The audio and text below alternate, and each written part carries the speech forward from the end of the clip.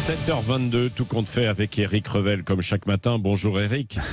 Bonjour Patrick, bonjour à tous. Bon, alors quel avenir Les syndicats sont réunis hier soir et ils prévoient donc une nouvelle mobilisation, Éric Revel. Oui, alors battre le fer quand il est chaud, c'est l'une des petites phrases les plus entendues hier soir lors de cette intersyndicale qui s'est réunie donc après la forte journée de mobilisation. Battre le fer quand il est chaud pour un bras de fer, si j'ose dire, qui s'annonce déterminant entre le gouvernement et les syndicats.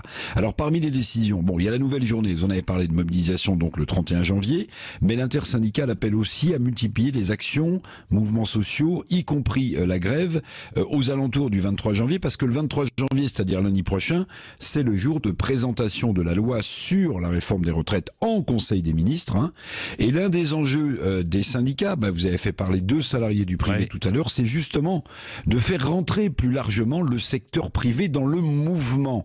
À ce stade, rappelons-le quand même, le bras de fer, j'en parlais, il est total puisque les syndicats demandent un retrait définitif total de la loi qui prolonge le départ à la retraite à 64 ans. Oui. Comment vous expliquez que la mobilisation a été supérieure finalement aux prévisions, même des syndicats qui l'espéraient mais qui n'en étaient pas certains Exactement, c'est l'une des curiosités, des questions centrales après cette forte mobilisation. Alors, la réponse tient peut-être dans l'exaspération sociale. Les syndicats eux-mêmes, vous l'avez dit Patrick, ont paru surpris par cette mobilisation plus forte qu'ils ne l'attendaient. Alors vous allez me dire 1,2 million, 1,3 million de manifestants sur 30 millions de salariés dans le pays, c'est peu, mais dans cette manifestation à Paris, mais également en région, vous n'avez pas vu ça depuis des décennies, il y avait quoi? Il y avait des primo-manifestants. Il y avait des jeunes, il y avait des professions appartenant aux classes moyennes qui ont défilé. Plus de monde dans les rues, cela veut dire que les mots d'ordre syndicaux ont été d'une certaine manière débordés par une classe moyenne, percutée déjà de plein fouet par la question du pouvoir d'achat, de l'inflation, de la dégradation des services publics, du peur pour l'avenir de ses enfants. Cette réforme des retraites, et c'est peut-être l'explication, apparaît comme une sorte de catalyseur social face à un pouvoir qui lui paraît distant au propre comme au figuré. Vous le rappeliez, Emmanuel Macron était à Barcelone hier pour un sommet franco-espagnol avec le ministre de l'Intérieur et des Transports qui était pourtant, me semble-t-il, concerné au premier chef par cette journée de manifestation. Alors quelles sont les marges de manœuvre maintenant donc d'Emmanuel Macron ?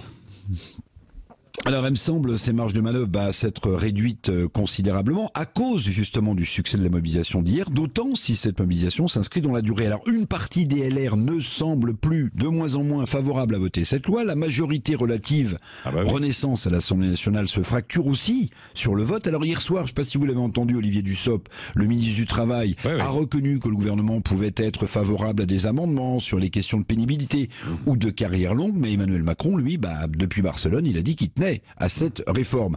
Alors on a beaucoup parlé du 49.3, vous en souvenez, utilisable. Il y a aussi, il faudra s'y habituer, on apprend à compter, il y a aussi le 47.1. Le 47.1 dans notre Constitution qui permet, écoutez bien, de légiférer par ordonnance si le texte traînait trop à l'Assemblée nationale. Alors je vous le disais en commençant Patrick, battre le fer quand il est chaud, disent les syndicats depuis hier. Je ne sais pas si vous vous souvenez, Emmanuel Macron lors de son intervention du 14 juillet dernier s'était comparé au dieu de la forge, justement. Il s'était comparé à Vulcain.